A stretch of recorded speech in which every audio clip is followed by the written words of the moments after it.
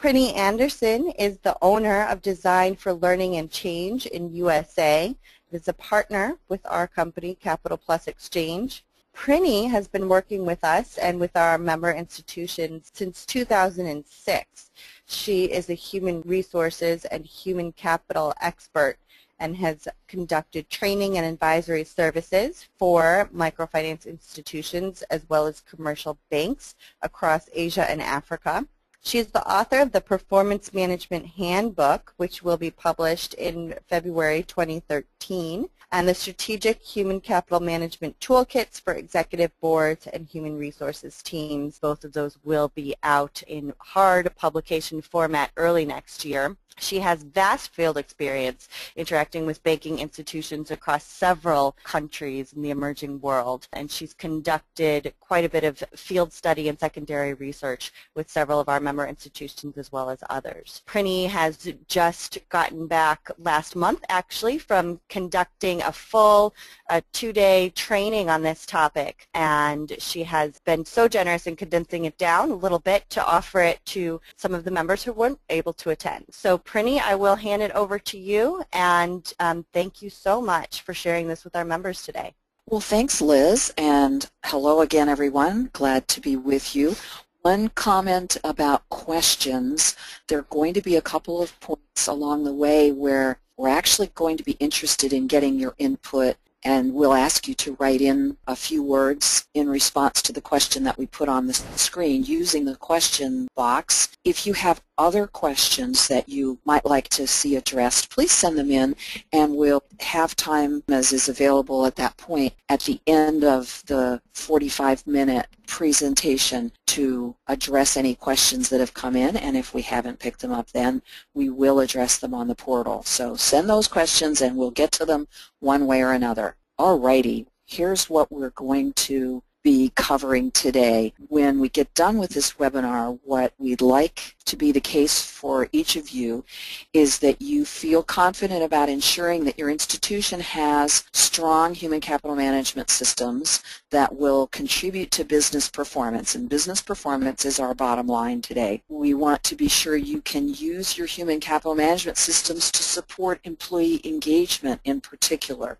because that also contributes to business performance. And finally, we want to show you something about using the troubleshooting guide, which is part of the toolkit, to uncover the human capital management gaps that might be contributing to poor performance. So we're going to look at the positive side and the troublesome side of the human capital management contribution to performance. And so you can see our topics are the systems themselves, the relationship among the systems, employee engagement and performance, and then this idea of reverse engineering, looking for the human capital gaps underlying performance problems. And the first point here will be looking at how human capital management systems do create a foundation for business performance. To make sure that we're beginning on the same page, as it were, the first question is, what do we mean by business performance? What exactly are we looking at? And what you've got here are the components of a wide definition of business performance. So you can see right there in the middle, profitability is one important element of business performance, and next to it, returns for investors. And those are often what we talk about most. In addition, though, for a full definition of business performance, you can see that having satisfied and loyal customers, being in compliance with laws and regulations, having engaged and high-performing employees, and meeting all our financial obligations, being able to pay our bills and pay our taxes and pay interest on our debts and make those returns for investors, and ultimately having an institution with strong market value. Those are all components of business performance and all components we're driving to achieve. And now we're about to jump into the first opportunity for people listening to share a few of their thoughts with us and with each other. Here is the question. In your experience at your institution or other business experience that you have, what are the 2 or 3 most important factors that contribute to strong business performance? And you have a questions or a chat box on your screen just write in a few words. Doesn't have to be a lengthy answer, just a few words. Hit send, and as we accumulate some input, David and I will reflect back to you what our audience is thinking. And I know, Liz, this is a very open-ended question, but that's the intention, is just to stimulate our thinking and see what our audience members have by way of experience. David, are we starting to see some input? So we've got some input coming in. It looks like people are saying motivated human resources, a good reputation and capital, and then a strong human resource and banking system. Let's take one more if we've got one more. Needless to say, I'm thrilled to see that people made it on the list right away. Well, let's go on and start to put together a model, and if we get further input as we go along, David, we can end up putting that on the portal. All right. So here's the picture that we've put together. We're going to build this up. Our items are factors of strong performance over there in that kind of lemony yellow box, and the first factor in the picture is having effective leadership and management. The fact that it's lying on its side has no bearing on its importance. The second factor is having a sound strategy that is fully implemented in a timely way where we hit the right market segments. The business is set up appropriately for the market segments. It's fine ours. We're giving them the right products and services that they need through the channels that work and allow us to have effective delivery, and that our pricing is good, and then that we have effectively executed options functions. Or another way to say that is that we're running our bank or financial institution efficiently, cost effectively. And you know that says fun, but it should say run. I'm not against fun, but I'm not sure it's a major contributor to business performance. And that we do this work with quality and on time. And then a subset there is, in order to have effective operations, we're depending on having effective systems, processes, and procedures, among which are the human capital management systems. So we've got a little diagram here of what it takes to generate strong performance, and our diagram doesn't include capital or reputation, both of which were mentioned, and I would agree that those could easily or should be part of the picture as well. So we have this picture. We've proposed this hypothesis that effective human capital management systems contribute to strong performance. Do we have any proof of that? How do we know what's going on, that our hypothesis has any validity? Some of you may have seen this table before, where of findings. These are very high-level excerpts of the findings in the research that we did about the impact of strong human capital management systems on business performance. And you can see a list over on the right of the sources, and you can see the kinds of impacts. When human capital management is tied to strategy and well-led and running with effective systems, we get impacts such as a 1/3 greater return on total capital, almost 50% improvement in return on assets, just over 25% improvement on return on equity, 22% improvement in net profit, and is down in that lower line you can see 16.5% increase in an organization's market value. So a number of those components of business performance clearly affected in a positive way by strong human capital management systems. And then in the middle there you see that the spending to achieve this can actually go down. So businesses that showed these kinds of impacts by having strong human capital systems ended up spending 6% less on their human capital management area. And in the talent management side, institutions and businesses with strong human capital management were 18% more likely to be high performing and had substantially less difficulty attracting top performing employees. So a nice virtuous cycle gets going where the stronger the human capital systems are, the better performance, the easier it is to attract good employees who perform well, and off we go. Now, since we have some research that says that human capital management systems can be shown to contribute to strong business performance, the next question on my mind was, what role exactly do those human capital management systems play? So here you can see a very simplified way of looking at the role of the human capital management system. Effectively executed operations, including human capital management systems, mean that the institution has the right people working there, they have the right skills to do well-designed jobs that are the work the institution needs to get done, and they are performing as they should, and their performance is being monitored and supported. So this is the simple picture of the role that the human capital management systems play in leading to that lemon yellow box of strong performance.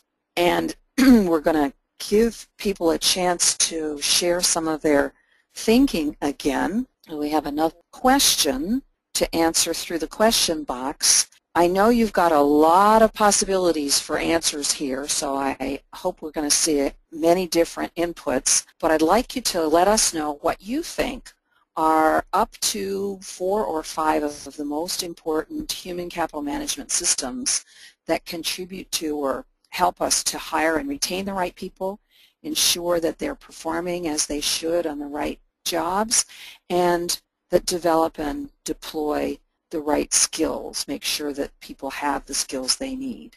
So we'll take a minute and see what input people will give us in response to that question, what they think are the really important systems. And I'm just going to acknowledge, Liz, this is a little bit of a trick question because there are lots of possible answers. I think that's completely acceptable, and I also love that you are asking for so much engagement from our audience going through. I'm hoping it's keeping people on their toes.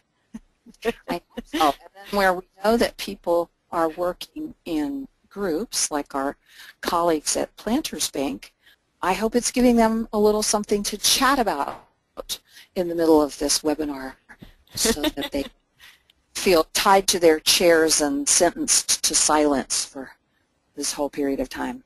And David, if you would unmute yourself.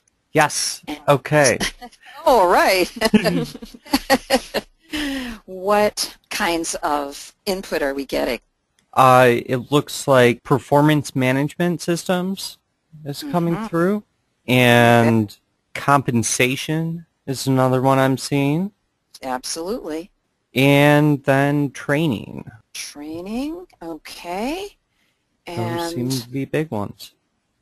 All right, and then I would add for that very top line that we need a good recruitment system so that we're finding the right people to get in the door. So let's have a look at a longer list here. So you see in the blue box, our goal is to hire and retain the right people, ensure that they perform well in the right jobs, and develop and deploy their skills.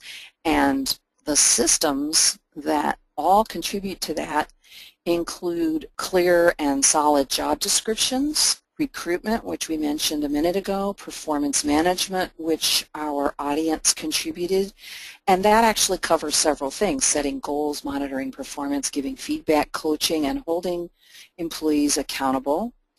And then we have the less popular side but equally important aspect of performance management, where we're thinking about addressing underperformance promptly, applying discipline promptly when it's needed, hopefully not very often, and very occasionally having to use the tool of termination.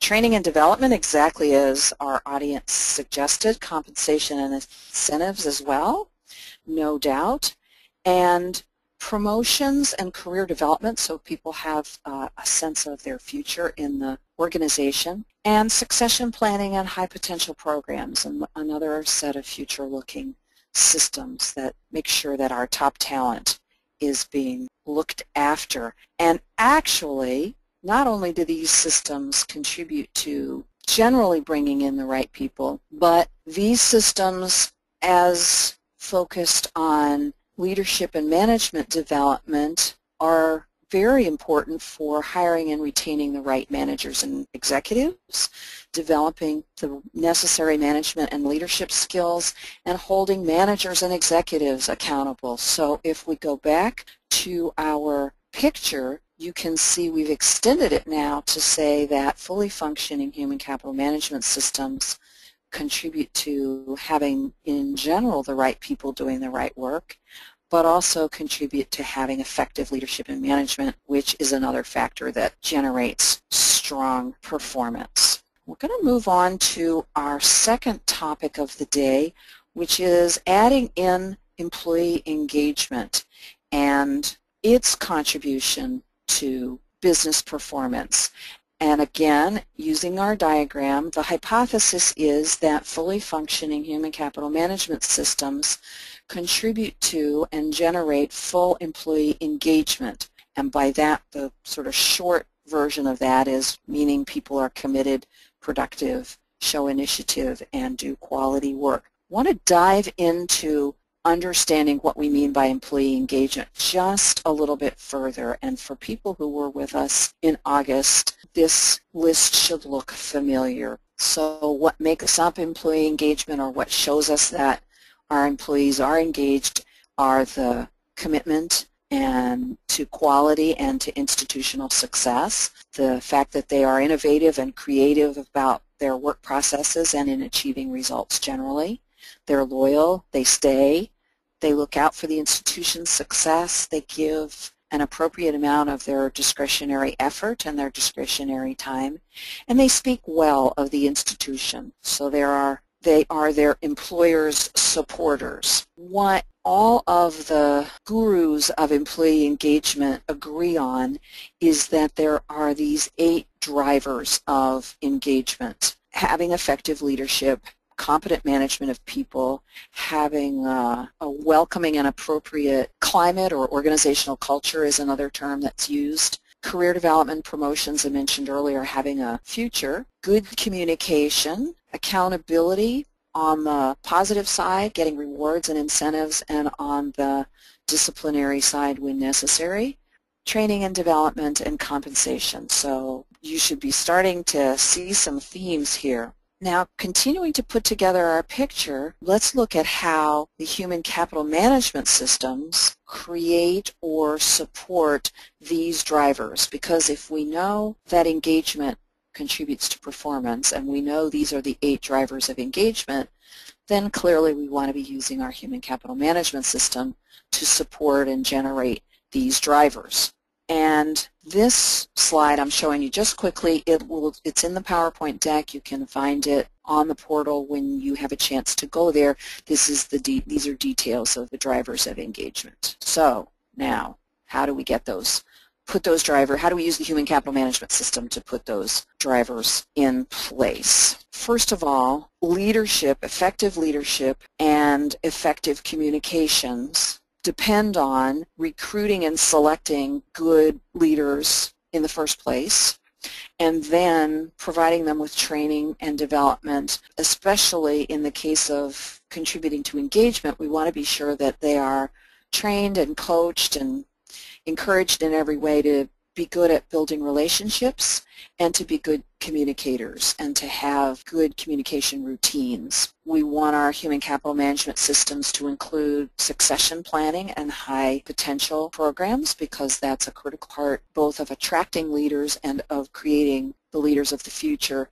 And finally, interesting piece of the human capital management system overlaps perhaps with other parts of the bank's, other systems within a bank or a financial institution, is the importance of having ethics policies spelled out and training on those, because one of the key engagement factors under leadership is that leaders role model ethical behavior. So we want to be sure that we've set that up. Moving on, if we want to have competent and an attractive institutional climate, one that engages people. If we want to have effective communication, which has already shown up on our previous list, consistent accountability and effective rewards and incentives as well as discipline, we have quite a number of human capital management systems that are contributing to those engagement drivers. First of all, recruitment again and selection of managers, so beyond leaders, managers, and then developing those managers with attention being paid to several of their management competencies and management responsibilities. Allocation of work, because fair allocation of work is important for engagement. That they are able to have a vision and translate the institution's vision.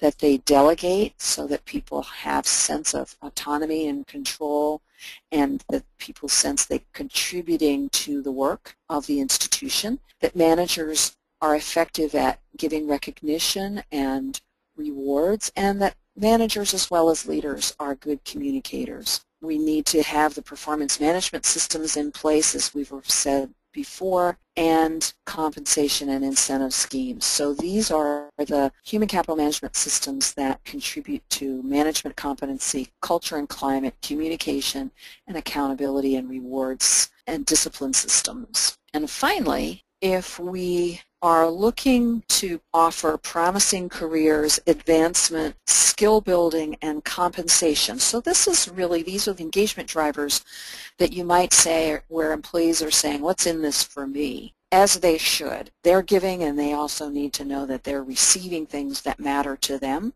So having a career development program, having a fair and transparent promotion system, again providing training and making sure that managers are well trained in employee development, so the managers are contributing to that sense of having a future, and once again the compensation scheme. So all these parts of the human capital management system that contribute to the drivers that are very much related to the individual employee, the what's in it for me drivers.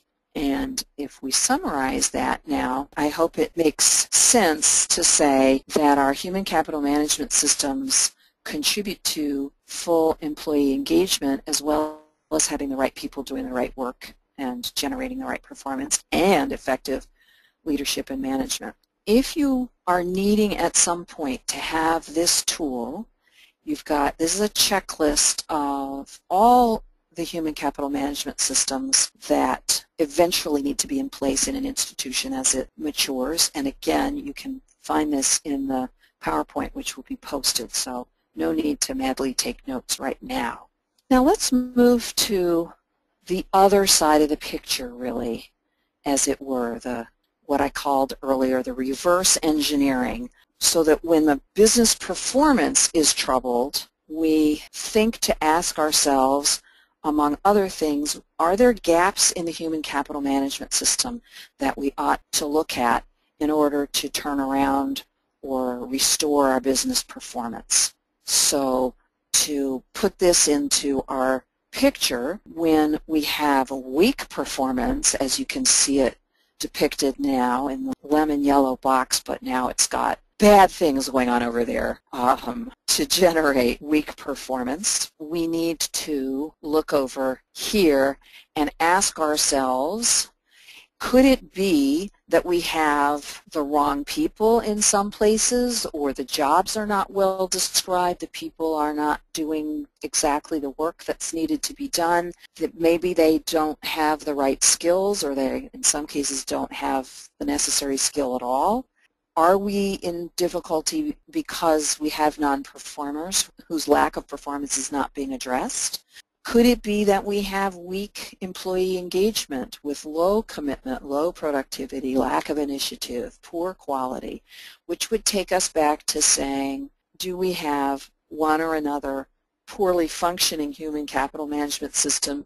And I would add to that, is it possible that some part of our human capital management program is missing one of its pieces? Let's have a look at how that might work. There are lots of performance issues we could look at, but I'm just going to take us through a couple of them and talk about how you can track back to the human capital management systems. So imagine, I hope this isn't happening to anybody online with us right now, but imagine that the repayment rate is going down. Our clients are doing a poorer and poorer job of repayment on their loans. So immediately we should be checking back to, have we put the right people in place? Do we have the right loan officers? If we have a separate group following up on repayment, are they the right people? Do we have the right skills for everybody involved? Are the managers setting appropriate goals, and then are they monitoring and giving feedback that's correcting performance and showing people what to do? Are we doing performance appraisals? Is everybody doing performance appraisals? And specifically, are the managers of our loan officers doing performance appraisals? And are those performance appraisals being well done, or are they kind of pro forma, check the box, turn in the paper? Do we have a performance improvement plan process in place? Do managers know how to use it, and are they getting support to use it effectively, and is it being tracked? And then finally, what is our incentive scheme rewarding? Because if we're only rewarding acquiring borrowers, but we're not performance of those borrowers, we might be heading our loan people off in the wrong direction. And to look at a different problem, this is one I seriously hope nobody listening to us is struggling with, but I've certainly worked with some banks that at one point or another were failing to comply with central bank regulations, and things that were important to look at in the human capital management system included what's happening in the ongoing onboarding process, or the institutional orientation, and this is where that set of ethics policies and ethics training starts to play its part. Does everybody know that they're expected to follow the ethics guidelines and the compliance policies? Do they know what they are, and then have they been trained so they know how to do that? Are managers checking up on compliance and giving feedback? Is any hesitation or uncertainty about compliance showing up in performance appraisals? And here is a place where, if we're not getting ethical behavior or compliance with central bank regulations, terminations definitely have their part to play. Again, incentives and compensation schemes can be a very important system to interrogate.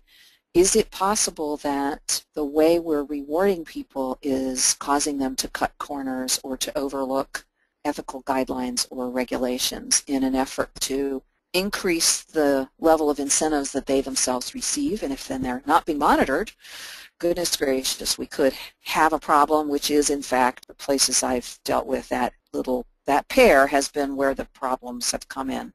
And then, do we have an institutional climate that makes it really clear that ethical compliance as well as regulatory compliance are the backbone of the institution, one of our core values? So you can see there are a whole range of human capital management systems that play their part and that we can look at to make sure we're bringing things into line with, or that we're restoring performance. So here's an opportunity for you to tell us what systems you think should be examined. Imagine this problem happening in a bank where perhaps a colleague is working, or a financial institution. So in spite of all the refinements they've done on their products and services, all their marketing campaigns, advertising and publicity, the SMA unit in the regional office of your colleague's financial institution, not yours, is losing existing clients and not attracting very many new clients. So that's their problem. Could you send us one or two points? Where would you go look first? Which human capital management systems would you check into first? And you can pick from this list, or you can add something to it. But let us know, where would you go and look if your colleague came to you and said, my financial institution is losing clients and not attracting very many new ones? What should we be doing? And again, Liz, I know we have a big list, and I know we have a lot of competent, experienced people on with us today, so be interesting to see what we get. Our expectations are high, Prinny. They absolutely are. And I will say that I am sufficiently understanding of business to know that this problem of losing existing clients and not attracting new ones could be related to a number of other factors besides the human capital management system. For example, if a competitor bank has just poured a lot of money into opening up in the same region and trying to go for all of our business, that could cause us a difficulty that would not be related to the human capital management system. David, or... Okay, so we're getting a lot of answers here. It's just covering the entire spectrum. So recruiting and hiring, institutional culture and relationships, and Excellent. onboarding and job prep, employee engagement, and running surveys to figure that out. And then managers' competence have all been mentioned. Let's see, getting some more here.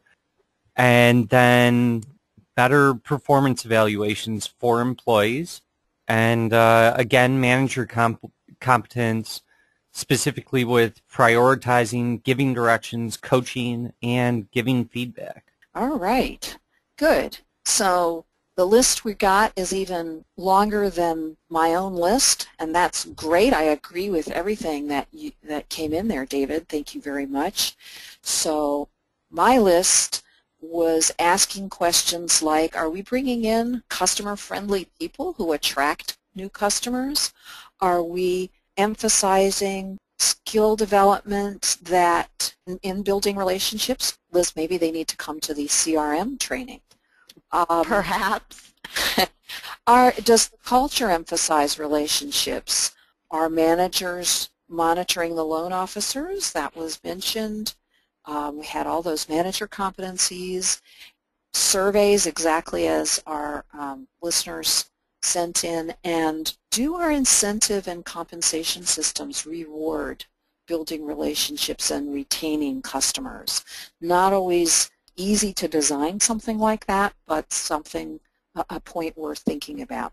So this is great. I can see that the people who are on with us today totally understand the direction of the thinking, and so to support them, when our executive toolkit is available, this troubleshooting guide, the Human Capital Management Factors and Business Performance Problems, which is several pages long and covers a number of most pressing and frequently occurring business performance problems, that will be available to them to support the good thinking that they're already doing. And to get us wrapped up for this webinar, we've had a look at how human capital management systems create the foundation for business performance. So we built that map of showing how the systems relate to one another, and then we specifically looked at how the human capital management systems develop employee engagement as one of the major contributors to strong business performance. And then we turned the whole picture inside out and said, if you start with the issue of business performance being weak, how can you look back into the human capital management systems and find places that, if they were strengthened and improved, could help to restore business performance. So we filled in all the connections on this map, saying that fully functioning systems support employee engagement and leadership, and all of that leads to stronger business performance, with an understanding, just so that we don't come across as completely naive about business, with an understanding that a whole range of other factors contribute as well, but not to overlook the human capital management systems because of the important role that they play. And to wrap up, to wrap up the wrap-up, we hope that you are better suited now to argue with whoever you need to persuade, that strong human capital management systems should be in place to support having high levels of employee engagement, and that you can also make the case for that element, how important employee engagement is, and that in all of that work you can be supported and assisted by the troubleshooting guide and the other elements of the toolkits that will be coming out early next year. And Liz, how are we doing on time at this point? We are just perfect. We have about 10 minutes to take questions. Given the level of engagement throughout the session, I'm expecting there are a few questions from the participants. So go ahead and answer those now. David will summarize and read them to Prinny. Again, as Prinny mentioned, if we can't get to them now, we will post them on our web community for broader discussion between Prinny, yourselves who have joined us today, as well as other members on the network. Prinny, I think this was just fabulous. You know, you brought up some really interesting ideas throughout the webinar, and I think it's something that we can probably all need to chew on a little bit more as we go back to our institutions and think about how exactly to translate and get it to apply to us. Absolutely. I know that this was high level and building that model of the relationships, and that there is work to be done to bring it down to a specific actionable level that is completely dependent on what's on the case, the condition of things in any given institution. So, and That's I think right. To add to your point about any questions that come up from this webinar will be on the portal and will be addressed, is also to say that if there is an institution that recognizes a piece here that they want to work on but has a question about how to do that, they should certainly feel comfortable to contact us through the portal, whether it's in an open question that any number of colleagues could address, or in a more individualized question that comes in, and maybe you can explain how they do that. But that's right. Yeah, thank you for mentioning that, Prinny. So Prinny is one of the handful of experts that we have on the web community that you can message directly at any time by clicking on her photo and clicking on the message button underneath. You can do so privately to ask her some questions about anything that you heard or saw here, or any other human capital HR area. She's got a wealth of experience and can take that and respond to it individually or make it generic and ask a question of the audience on the web community. David, were there any questions that we wanted to highlight for Prinny and tackle while we're still on the line? Yes, we've got a couple, and I'd like to encourage everyone to go ahead and type in any questions that you still have, because as Prinny said, anything we're not able to get to during this live session, we will follow up on the discussions board on the web community. But Prinny, just to start out, what are some examples you've seen where a particular engagement factor was low-hanging fruit for an institution to take advantage of for rapid change? Well, the first example that comes to mind may be a little bit of a surprise to some folks. It was actually a surprise to the institution itself. I'm thinking about an institution that was quite new and in a culture, in a national culture, that tended to be very kind and caring about employees, which meant that addressing performance problems was really, really hard at the cultural level. This was not about being good business people. This was about being just good people. So there was an increasing level of difficulty with loans, repayment rates, amounts being repaid, and monitoring borrowers' businesses was suffering. What we were able to put together in a short amount of time was something that we called the Fair and Firm program.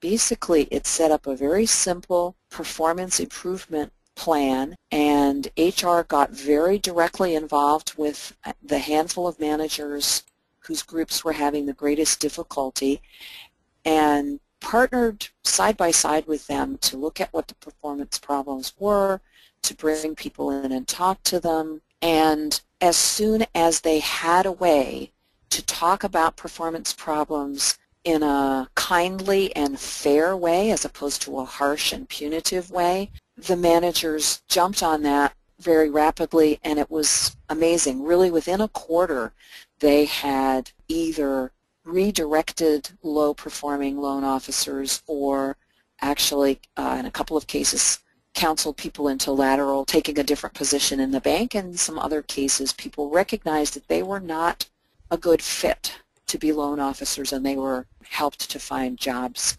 other kinds of jobs in other places.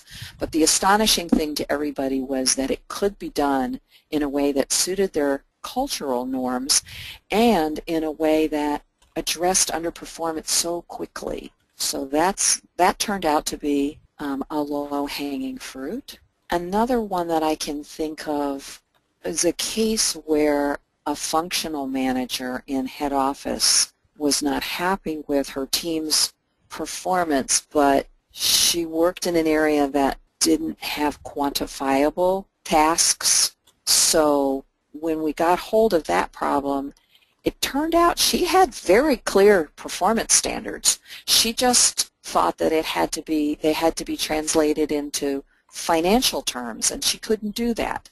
But when we translated her performance standards into sort of a 1, 2, 3, 4 scale from weak, unacceptable performance to just barely acceptable to meet standards to exceed standards, and she could actually categorize the output from each of the members of her team on that 4-point scale, and then she had numbers to look at. She was able very quickly to put her hands around setting goals more effectively and reviewing people's performance more effectively, and that low-hanging fruit turned out to have a very sweet side to it, because once she could clarify her standards and communicate them more effectively, her whole team actually was able to do better.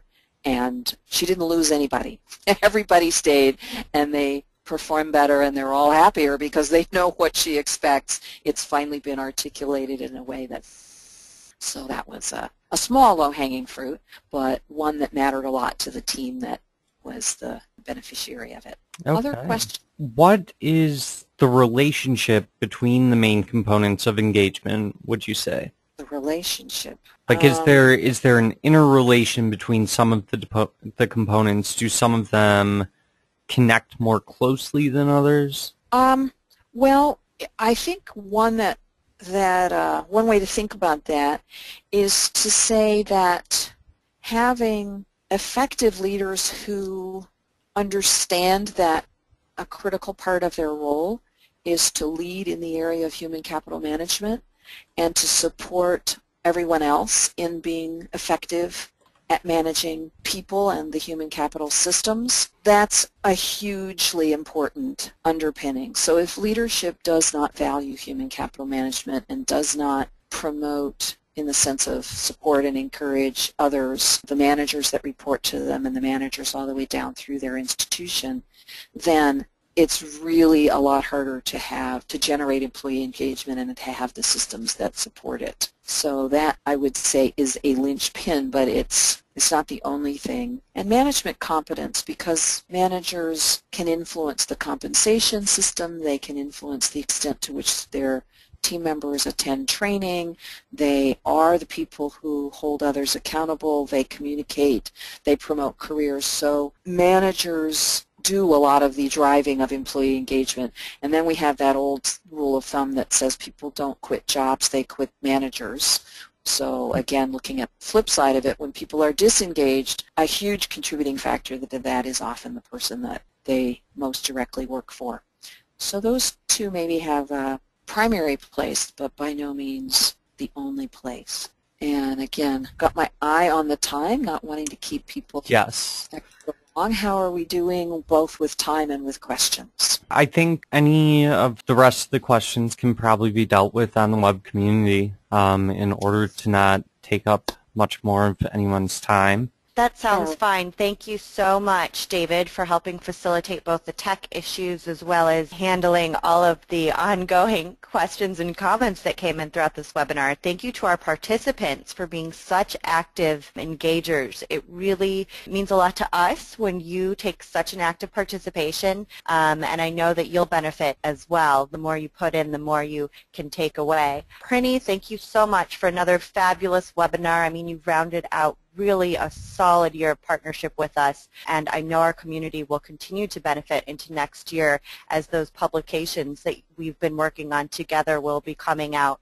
Our web community will see additional resources coming out over the next few months. This webinar and the presentation will be posting within the next few weeks, and then over the few weeks after that, I know we'll get some of the presentations from your training up on the web community so that they can download and use that as well. Prinny, did you want to say any last comments to the group, and then we'll close? Well, I would like to say thank you to Liz and David for your help, and both with questions and with technology, and send out to everybody good wishes if you are celebrating holidays of any kind in the next few weeks.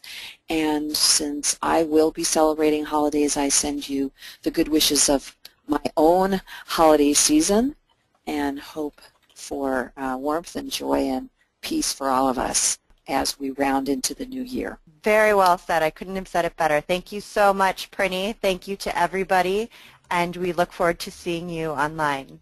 Bye-bye.